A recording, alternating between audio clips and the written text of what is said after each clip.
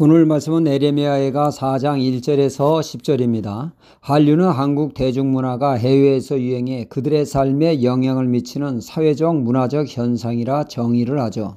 한류는 1990년대 중반부터 아시아 지역을 중심으로 시작되었습니다. 겨울 연가 등 드라마의 인기가 그 기반이 되었죠. 2010년에는 한류의 중심축이 아이돌 그룹을 위주로 한 대중음악으로 넘어서게 되었습니다. 초창기 한류는 한국 대중문화, 드라마, 음악, 영화, 게임 등 문화 콘텐츠가 중국, 일본, 동남아에서 유행해 그들의 라이프 스타일에 영향을 끼치더니 시간이 지나면서 계속 넓어지게 되었죠.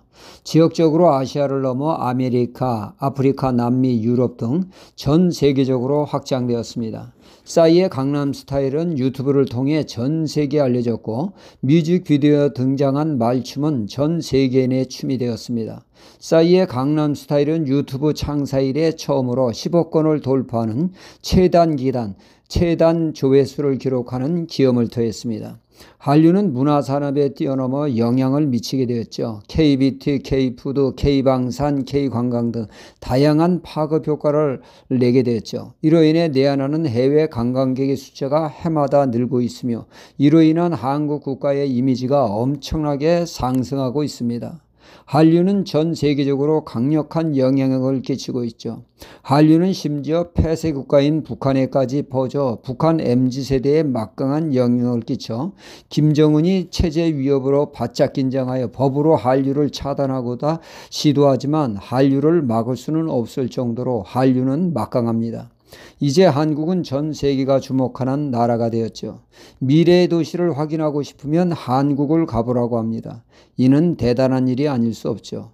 메가더 장군은 6.25 한국전쟁으로 온 강토가 초토화된 모습을 보고 100년 안에 이 나라가 나라 모습을 갖추기는 어렵다고 했는데 그러나 100년도 되지 않아 세계경제대국 10위에 들어섰으니 대단한 일이 아닐 수 없습니다. 우리나라가 이렇듯 세계의 주목을 받듯이 이스라엘도 한때 한류와 같이 세계의 주목을 받은 때가 있었죠. 오늘날 중동 전쟁의 부정적인 모습으로가 아닌 부러움의 대상으로 말이죠. 그때가 바로 솔로몬의 시대입니다. 우리가 잘 알다시피 솔로몬은 왕위에 오르면서 한 가지 걱정이 있었습니다. 인생 경륜도 짧은 자신이 나라를 온전히 다스릴 수 있을까 자신이 없었죠. 그렇다고 신하들의 머리만 의지하여 사는 거 왕답지 못한 것 같습니다. 그래서 그는 단단히 마음먹고 기브온 산당에서 일천번제라고 하는 엄청난 제물을 드리며 기도하기를 하나님 나에게 지혜를 주십시오라고 기도하게 됐죠. 위대한 역사의 시작은 무엇으로부터 시작되어집니까? 대부분의 사람들이 가볍게 생각하는 기도죠. 기도에 집중할 때 위대한 하나님의 역사가 나타나게 되어집니다. 늘 기도를 우습게 여기며 기도 시간이면 잠자는 시간으로 대체했던 예수님의 제자들이 기도의 중요성을 깨닫고 마가의 다락방에서 전심으로 기도할 때 하늘에서 불이 내리는 사도행전의 위대한 성령의 불길이 타오르지 않았습니까? 이 복음이 세계로 확산되게 되었습니다. 솔로몬이 기도로 하나님의 지혜를 받자 그 지혜에 탄복하여 세계가 열광하게 되어집니다.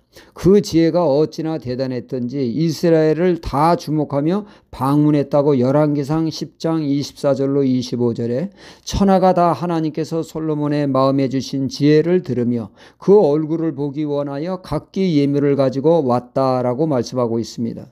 이렇듯 이스라엘의 역사에 세계적으로 주목받은 때가 없습니다. 그러나 이런 나라가 어떻게 되었다고 오늘 말씀은 말씀하고 있습니까? 정군과 같던 이스라엘이 천박한 무가치한 항아리로 전락했다고 합니다. 영광이 수치로 찬란했던 영광이 조롱거리로 전락하는 신세가 되었다는 것이죠. 성전의 존귀한 돌과 같던 그들이 길거리의 사람들에게 짓밟히는 처참한 처량한 돌 신세가 되었다는 것입니다. 이는 다 무엇 때문에 이 지경이 되었습니까? 죄가 그들에게 있었기 때문이죠. 이스라엘이 세계에 주목받게 한 인물인 솔로몬인 동시에 이스라엘의 몰락의 시작도 솔로몬으로부터 시작되었다는 것입니다.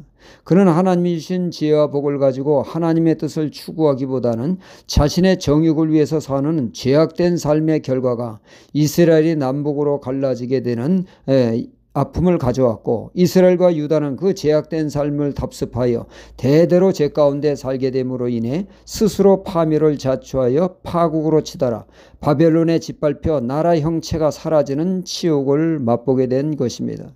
죄는 달콤하게 다가오나 모든 것을 철저히 파괴하며 고통의 나락에 떨어지게 하며 죄의 종이 되게 합니다.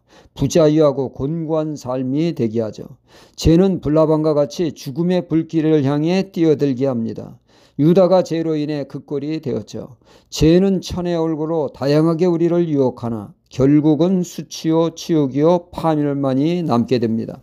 고로 우리는 죄의 유혹에서 우리를 지켜주는 말씀을 붙들므로 인해 말씀이 주는 자유와 은혜를 누리는 말씀의 사람이 되어야겠습니다. 할렐루야.